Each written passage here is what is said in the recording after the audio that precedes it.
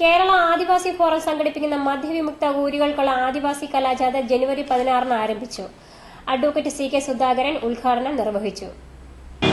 പൊതുവെ വല്ലതും തട്ടിയെടുക്കാൻ വേണ്ടി ആളുകളെ ലഹരിയിൽ മുക്കി അതിനടിമയാക്കിക്കൊണ്ട് അവരെ ചൂഷണം ചെയ്യുന്ന സ്വാഭാവികമായ പ്രക്രിയ ഈ ആദിവാസി കോളനിയിലൂടെ പരമ്പരാഗതമായി നടന്നു വരികയാണ്.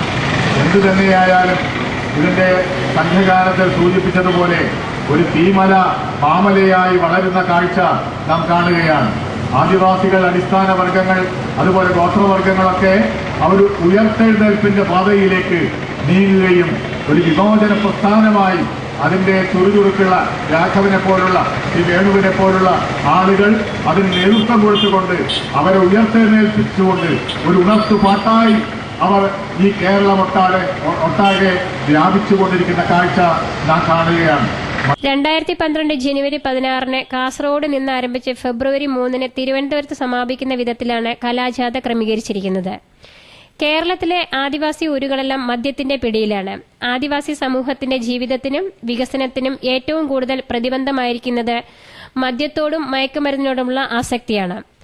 ആദിവാസികൾക്ക് നഷ്ടപ്പെട്ട ഭൂമി, ആദിവാസികൾക്കിടയിലെ ദുരൂഹ മരണങ്ങൾ, യൗവനത്തിൽ തന്നെ തീരാ രോഗങ്ങൾക്ക് അടിമകളായി ജീവിതം അവസാനിപ്പിക്കേണ്ടി വരുന്ന സാഹചര്യം, കൂടി വരുന്ന മനോരോഗങ്ങൾ, ആത്മഹത്യാ പ്രവണത, രക്ഷിതാക്കളുടെ സ്നേഹവാത്സല്യങ്ങൾ ലഭിക്കേണ്ട പ്രായത്തിൽ അനാഥമാക്കപ്പെടുന്ന ബാല്യങ്ങൾ, ആദിവാസി സ്ത്രീകൾക്കും കുട്ടികൾക്കുമെതിരെയുള്ള വർദ്ധിച്ചുവരുന്ന അതിക്രമങ്ങൾ, പൂർത്തിയാകാത്ത ആദിവാസി ഭവനങ്ങൾ, വിദ്യാഭ്യാസം തുടരാൻ കഴിയാത്ത വിദ്യാർത്ഥികൾ, തുടരുന്ന ദാരിദ്ര്യം, ഇവയ്ക്കൊക്കെ മദ്യത്തിന്റെയും മയക്കുമരുന്നിന്റെയും ഉപയോഗം മുഖ്യ കാരണമാണ്.